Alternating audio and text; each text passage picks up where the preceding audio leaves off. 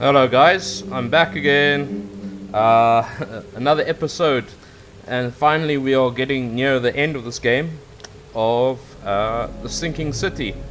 If you'll notice, I'm wearing yellow. I'm the king in yellow now. There's a plot twist. No, actually not. It's a costume that I managed to unlock when I reached this point in the game. Anyway, I thought why not change it up a little bit. When we last left off, the king in yellow, the Van der Berg guy, basically said it's up to me, the fate of Oakmont, you know. Am I going to help the people? Am I going to screw the people? Or something like that. So anyway, the next step in this little journey of ours is to go to this guy. What's his name here?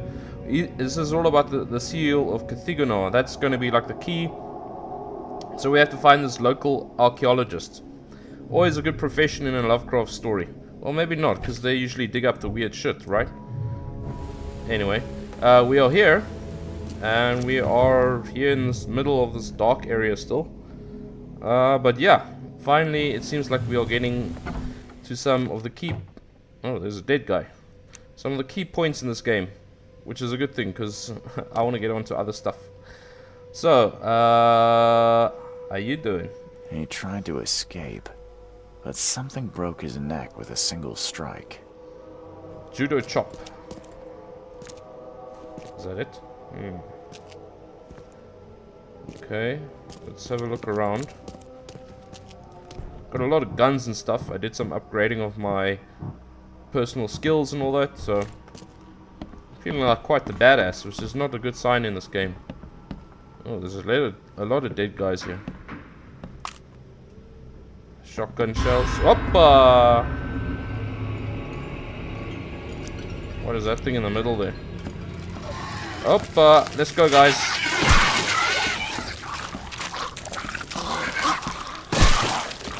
I am not a... Oh! You want to do that? I am like the opposite of afraid right now in this game, and that's not a good thing. I'm like begging for combat. Oh. This guy glitched out there. Huh? Did you see that? Actually, you know, I'm gonna kill you with a brick. That is how confident I am in my abilities to... they're all dead. You take the brick then. Just in case something else. Got my Tommy gun with some ammo. Oh. So, I mean, what the hell is happening down here? Oh.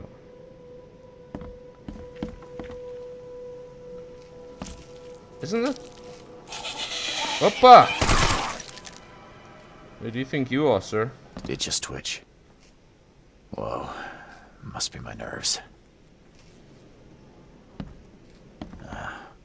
Wild beasts carried out quite the massacre in here. Poor guy died here after several stomach wounds. Alright. I suspect we are going to have to be doing some connecting the dots very soon.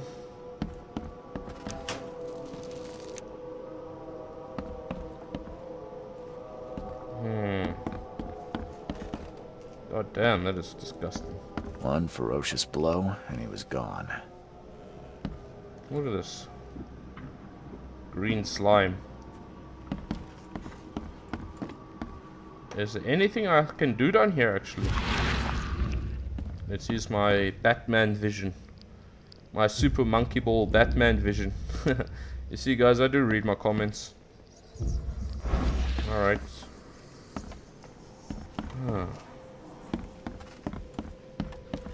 Well, these things came out of the woodworks and they just killed these people. Must be a clue upstairs.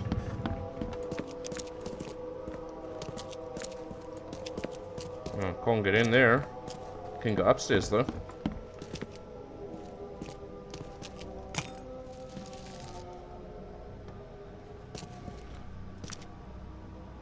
Look at this shit. What is this stuff? That guy is not good. Look at the guy in the front, he's like all creeping and he's green and stuff. The guy in the background, you see how the reticle goes red? On this bastard, it goes white. That means you can kill him without any consequences, I think. You know, let's just accept. Fleeing Phoenix, by the way, is the name of this chapter. But you know what? Let's do some sniping, because why the hell not? Come on, come on. What? What the hell? You want to go? You want more? Oh, Shiba. What the hell is this woman? Alright, when in doubt, Tommy gun, guys. Undead Mayan. What the hell? This is new.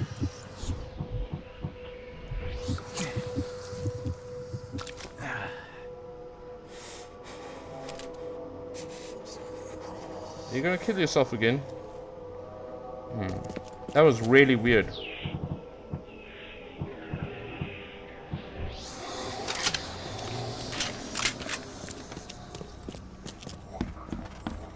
The hell was that about?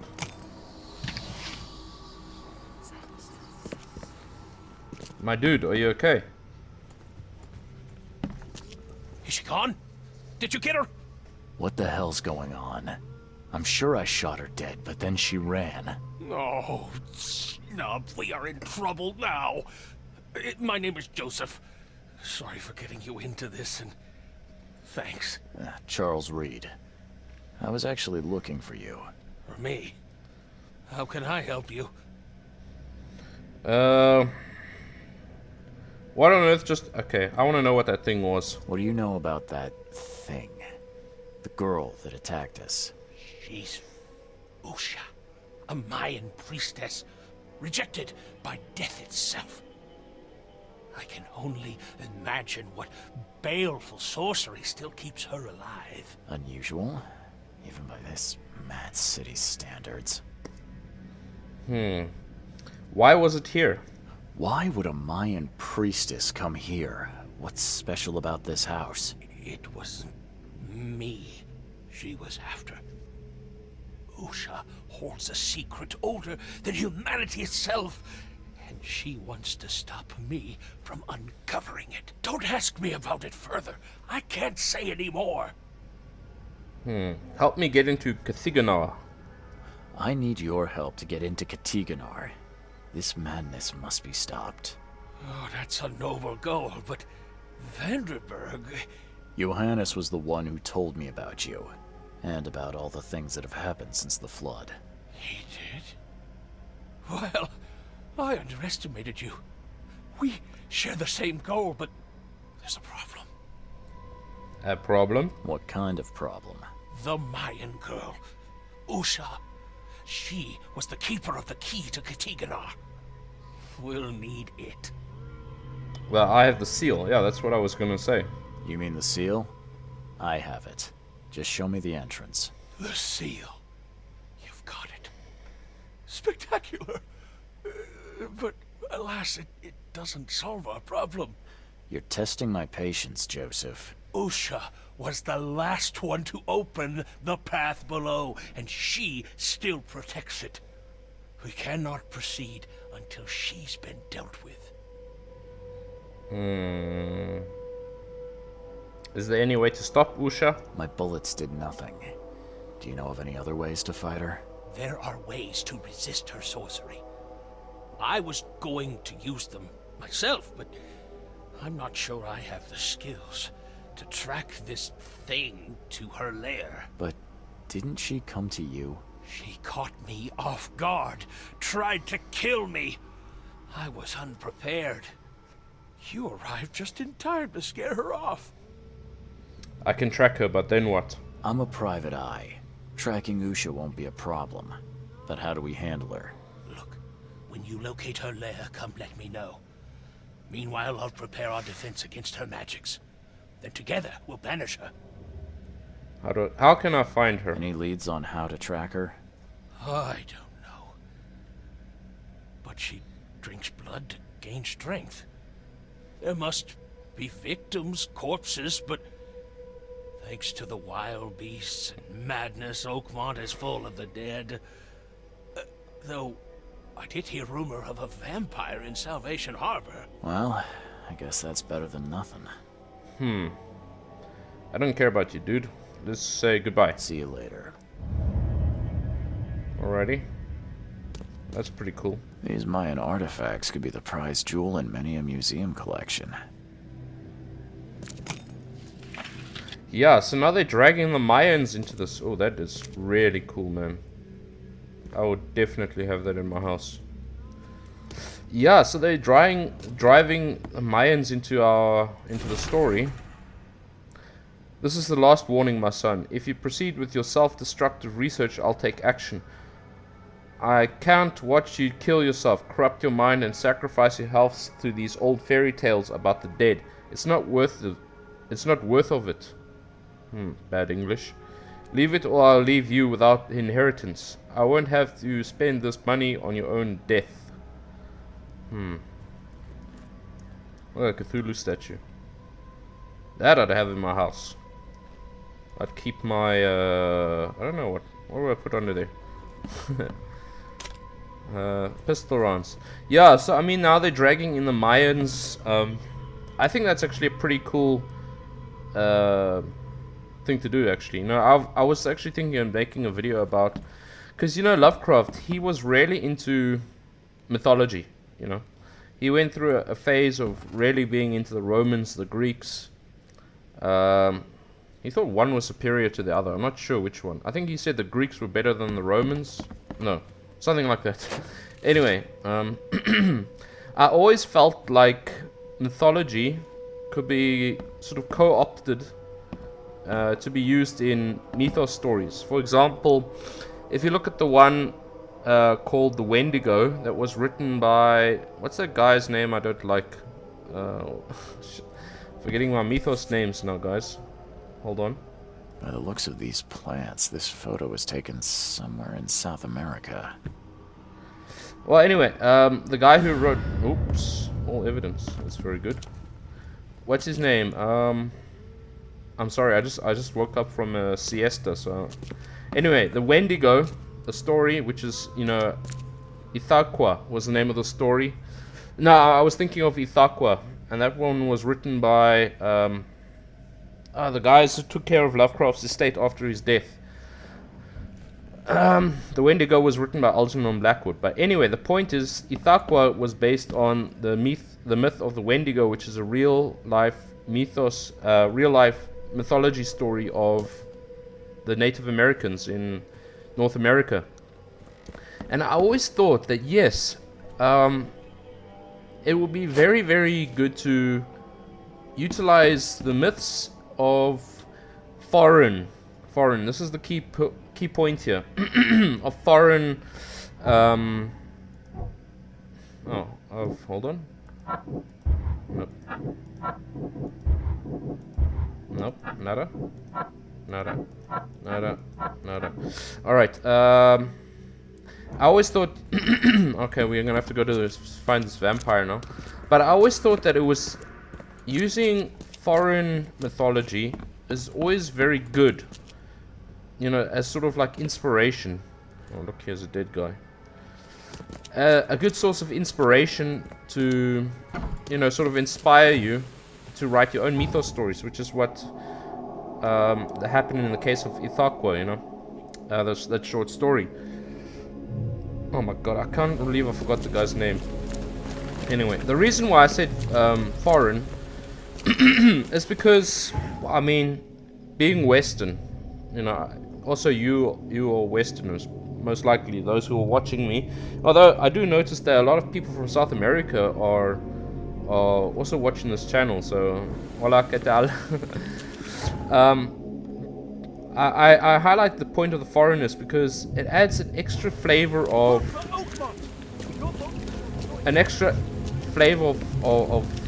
strangeness, you know, of otherness. So, like the myths of Greek mythology, Roman mythology, Norse mythology, while amazing, yes, absolutely, and which is why Lovecraft enjoyed it so much, they are very familiar to us, you know. All these stories of like Poseidon, Icarus flying too close to the sun, Midas and the golden touch. All these sort of things are not. They are not. What do you call it? They are not strange to us, really. But like the myths, I remember the first time I picked up a book of, because my parents were always generous to me when I was asked for books about mythology and stuff. And I remember I got a book about the myths of South America and also the Eskimo, the Inuit, those people. I was just blown away by that, to be honest. I really was. I thought it was so new to me, you know, it was a different mindset. Of course, some things are universal when it comes to mythology, right? If you think about it, how many civilizations have a deity that represents water or something like that? Just a moment here, let me just, before I continue, because actually I'm enjoying my little rant here. A vampire, so I should guess it's just start there. What? Well, where do I go in this place? Salvation Harbor. Do I? Okay, you know, I'm gonna go to the bar and I'm gonna see maybe they know something, you know, like the barman. Seems logical. Anyway, Extra. All the news that's fit to I always print. thought these myths were really an interesting twist. Although, yeah, as I was saying, every civilization has a creation myth. Every civilization has, you know, the in polytheist religions. Before there was the monotheist religions of the Abrahamic religions, there was always a water god, a god of fertility, these sort of things. But I always also thought that, you know, these are different people. You can't compare like the Mayans to the Romans, you know, it's a different mentality. So I always thought, wow, this is new and interesting, and I really like that. So I think, you know, okay, just off the top of my head, if I wanted to do, you know, just an idea of what to make a story about. Okay, let's say you found like this old Mayan temple, you know, or pyramid, and then it was dedicated to the god Thanatoa or something like that. And then, you know, the explorers, they came there to the New World for the first time, and then they see this, and then it's like, wow, you know, that's a good basis for, you know, it's just off the top of my head story. But yeah, I think mythology is really, really important like that. And then if you look at other mythos tales, like the great god Pan. Okay, it's not mythos because it predates Lovecraft's main writings. That one, Arthur Machen. Obviously, Pan is an entity in Roman mythology, but that has been co-opted, sort of, to be used in basically a weird tale story, and that's my point. I just think it's really cool. Pick your poison. Pick your poison. Huh. I think I've gotten lost. No, I'm at the bar. You know, if this was Skyrim, I could just ask the innkeeper any rumors or something. Ay. Anyway, why did I keep ranting like that? I was really getting into it. Hey, calm down. It's just me and my gun. So, okay, back to the game. Sorry about that, guys. I just really was enjoying what I was talking about. Reports of a vampire in Salvation Harbor. Okay, you know what? Every time there is something like this, we have to use 1920s Google. So, I'm gonna go and do that now. I'll be right back, guys. Hold on. Alright, guys, we're back in the the police archives here. We are in the cop shop in the more central Oakland. So I guess this one should be easier to find. Yeah, this is the one about the vampire. Here we can see. So, I guess crimes is a good place to start. Well, having your blood sucked is not a misdemeanor, so I'm guessing violent crimes. Evidence. Instruments of crime. Fangs. Criminal pattern. Blood sucking, right? That could work. And then it said it was in Salvation Harbor. Let's have a go. Hey, not bad. Bloodless corpses. J. Callahan to Captain Leon. We received today a report about the latest victims of the so-called vampire. Several blood-drained corpses were found in the backyard on Old Church Road between Clark Ashton Smith Avenue, very nice touch, and Maple Lane in Eastern Salvation Harbor. I sent a patrol to inspect the crime scene. The bodies were similar to the previous drained corpses in Coverside, Shells, and Reed Heights. No witnesses have come forward at this time. Well, okay, well the only information we have here is obviously the crime scene, right? Old Church Road. Okay, this is still going to be in Salvation Harbor. So, Old Church Road between Clark Ashton Smith Avenue and Maple Lane. Okay, no problem there, guys. Clark Ashton Smith Road. Old Church Road. Oh, it's right near the fast travel point. That's very good. Between Maple Lane. Aha, there we go. Old Church Road, Maple Lane, Clark Ashton Smith Avenue, and it's right by the water, so we can get there pretty easily, I believe. Yeah. Just scan there to scan there, and then we're there. Yeah, now that I think about the inclusion of vampires, you know, vampires, I really like vampire fiction, man. Vampires are so, you know, they're like the Swiss Army knife of horror. You can use them for so many purposes. They can be horrifying, they can be scary, they can be seductive, they can be everyday sort of creatures, but they just happen to be also infected with the need to drink blood, like Let the Right One In, that Swedish novel. Or, you know, they can be like sort of semi-deities, kind of like in, what was it, that series I was watching, From Dusk Till Dawn. They're sort of like gods in a way.